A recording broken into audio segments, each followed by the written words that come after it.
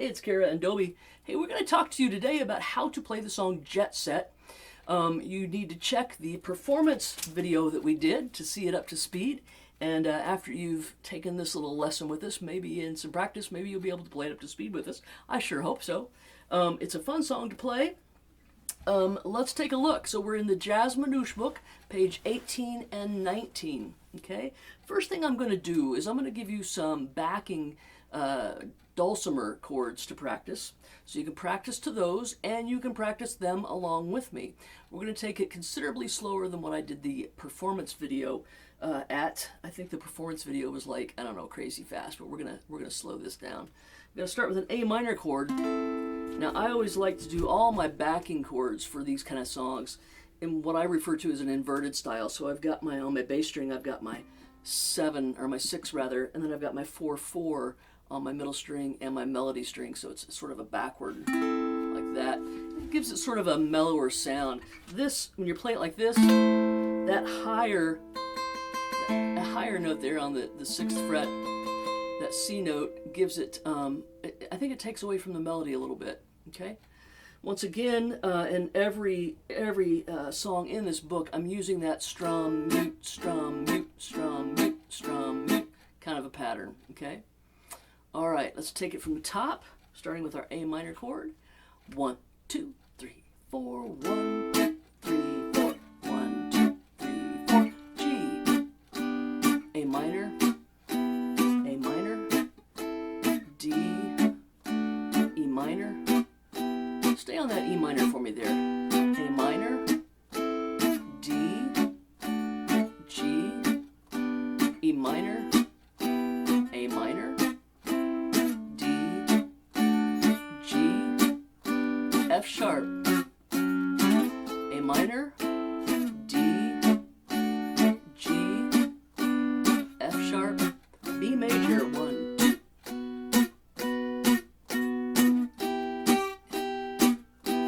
A major here, please.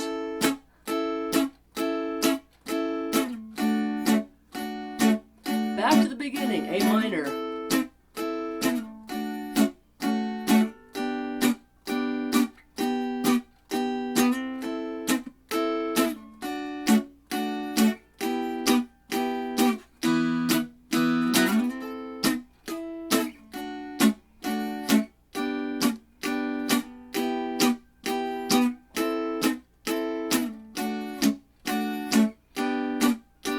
F sharp, A minor, D, this is our coda.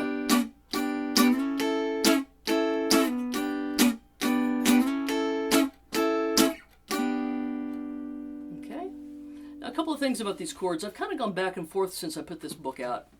On the first page, I do kind of like that E major, 3rd line down, middle measure. It goes from an E minor to an E major. I think we'll keep that in. One thing that I felt like I wanted to change is on page 19, on the 2nd page, 2nd line down, middle measure, it goes to an A minor chord there. I kind of decided I liked it better as an A major in both of those. So it goes, 2nd page is B7, 2 measures of B7, 2 measures of E minor, and then let's change that to an A there, 2 measures of A, okay? All right, now let's talk about the crazy tablature we've got. Pretty simple in some aspects. Ba da da da, and then, okay? You get a lot of piddly-dinks moments with me in this book. We do a lot of them. So we're going to use our middle finger on our 6. We lock it in, hammer 7, pull off, exposing the 6. Okay, so that 2nd measure. Once again, I'm playing kind of sloppy today. Okay, then we've got 5, 4, 5, open string, and then the same move, 6, 5, 6, 4, 3. So the first measure of the 2nd line, 6, 5, 6, 5, 4, 3. Okay, 2nd line, first measure again. Okay, Now in the second measure of the second line, we're going to hit our open A string.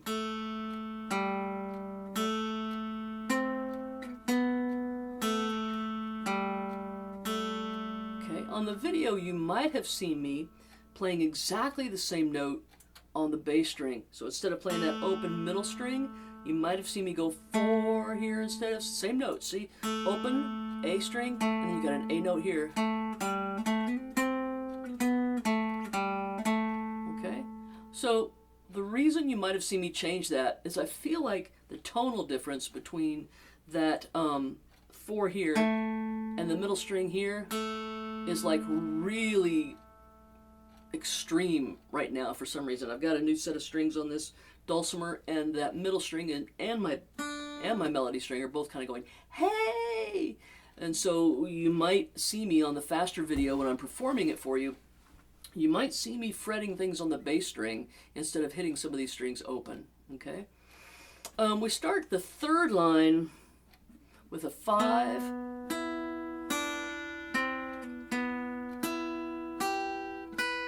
Okay, let me work my way into that line. If I start on the second line, so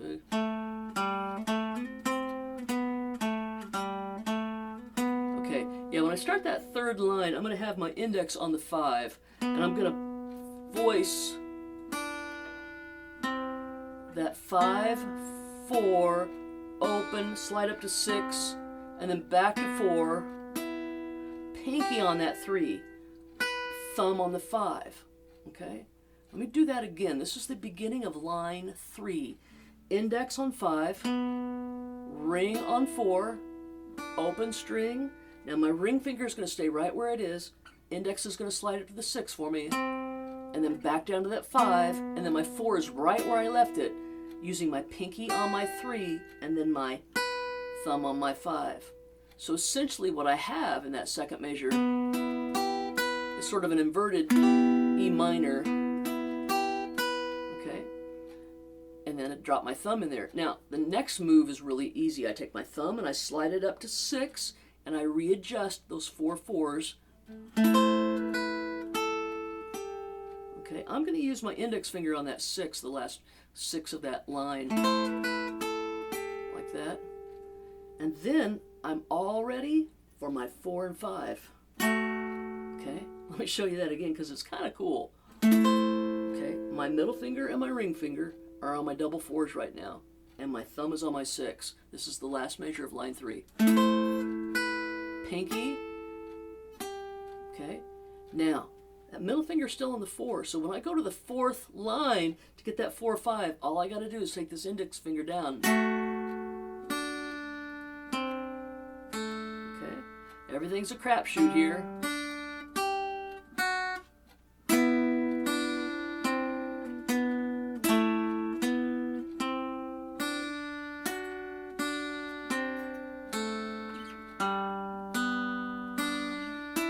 Okay.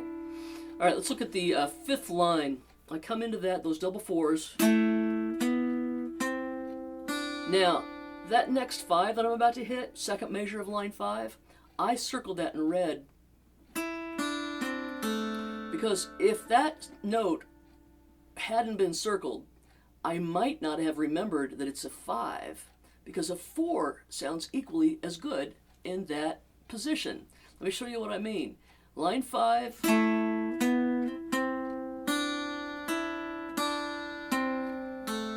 That was with my 4 staying in place, but it's actually a 5 that I've asked myself to play. So listen to the difference. Okay,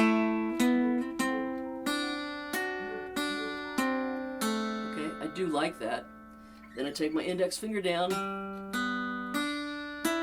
Now on this 6 plus 5, I've got my middle finger out. It doesn't have a job.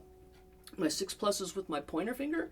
My ring finger is on my 5, because all I got to do to get my 6 plus 6 is to move that up.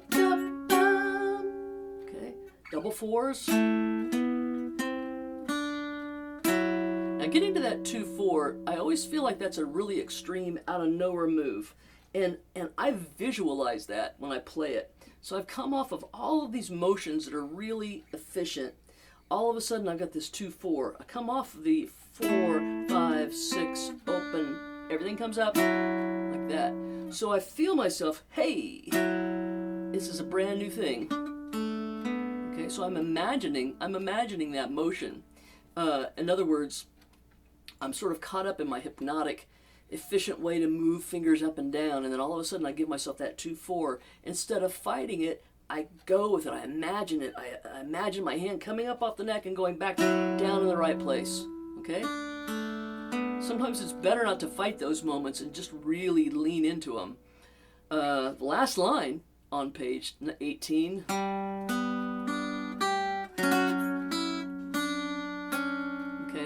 Now we're going to take, we've come off of those 2s. I'm personally using 2s as my middle finger, my ring finger, and my pinky. I do that a lot. And then I'm going to slide those fingers up to 5. And then slide them down to 1.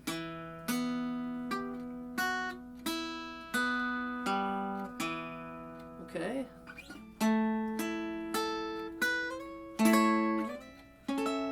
Okay, so we're going to back up for a second. We're going to go back to page 18, and I want you to look at these 3 fingers. My index finger is going to be out of a job.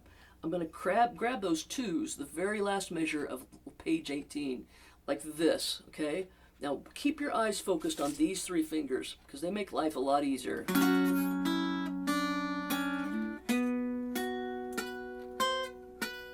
See, still not moving. Still not moving. Still not moving. Not until right now. Okay?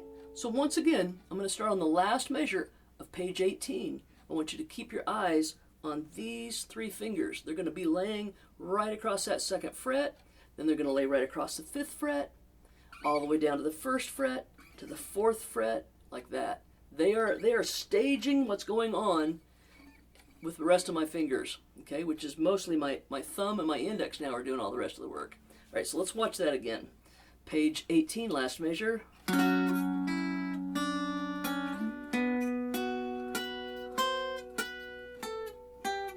Down to the 1s.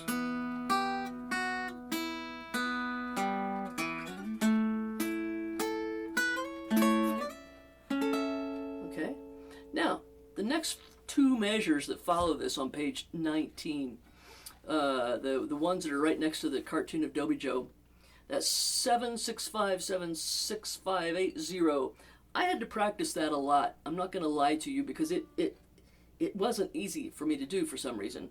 So what I did is I made sure I locked my finger muscle, my fingers into position so I get the muscle memory down.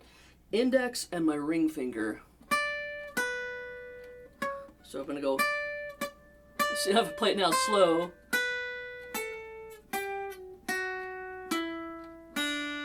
Okay.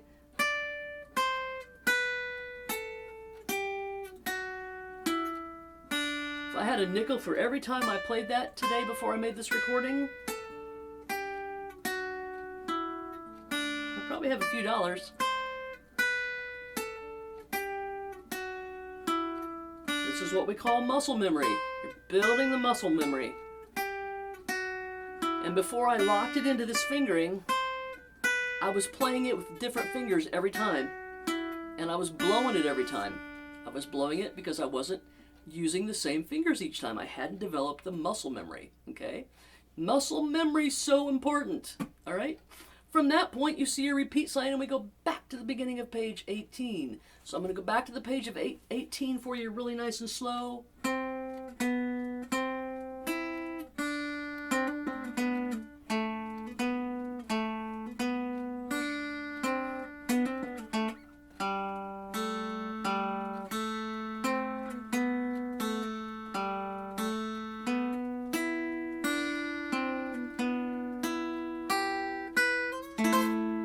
That was sloppy.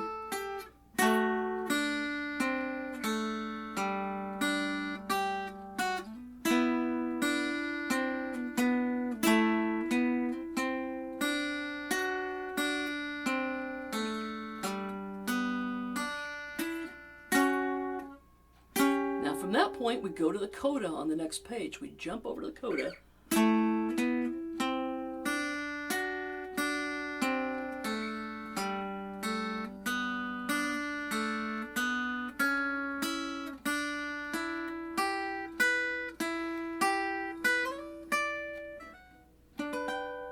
Okay? All the way up to that G. Now, another thing I had to practice over and over again. I had to practice going from the second to the last line, last measure on line page 19.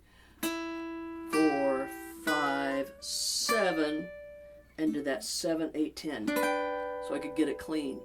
So what I started doing is I started putting my thumb on the 7 and practicing going from the 7 to the 10 and laying my other fingers in on that 7 and 8. So that's even sloppy. I did that over and over and over again. Over and over and over and over again. And here's another thing that comes to mind. You saw me when I started repeating that, I kind of adjusted my dulcimer. Pay attention to where your dulcimer is on your lap. I like to have my dulcimer kind of at a down slant and away from me like so. If I sit and practice, which I sometimes do, and I set that dulcimer up on my desk, and I'm sitting there playing and looking, and then I come over and I play it in the position that I'm going to be playing it in, everything's all messed up. You would think that I would have learned not to do that by now, but I haven't, okay? So pay attention to your posturing, how you're sitting, and practice that way. Don't do what I did today and practice at my desk like this and come over here and then everything felt different, okay? All right, so once again, the last two measures of this song I practiced over and over again. I'm using my thumb on that 5 and that 7, and then I'm telling my thumb you got to land on that 10. Now, if my thumb lands on the 10, the 7 and the 8 naturally fall in place for me. So that's why I had to practice it over and over again. Okay. Now here's a little trick that I did at the end that's not in the book. I did a little harmonic thing, a little false harmonic. So I've got my 7, my 8, and my 10. So I go all the way up here where the double dot is, and then that last note's not a harmonic at all. It just sounds kind of like a harmonic. I'm just plucking it, that 12th fret. Actually, that's not my 12th fret, that's my 10th fret. I've been working on a song today that involves the 12th fret. Okay, that's how I'm doing that. A false harmonic there, like that, okay? All right, I think that this is a really fun song. I hope you have fun with it as well. Practice it slowly. Maybe record yourself playing that, the chord progression, or play along with my chord progression, and set those metronomes on a slow speed. Play this line by line by line, by measure by measure by measure. Make sure you're being consistent with your fingering so that you can develop the muscle memory that you need on this piece, and have a good time. If you get a notion, make me a recording and send it to me on social media. I'd love to see your work. Thanks so much for hanging out with me. Bye-bye.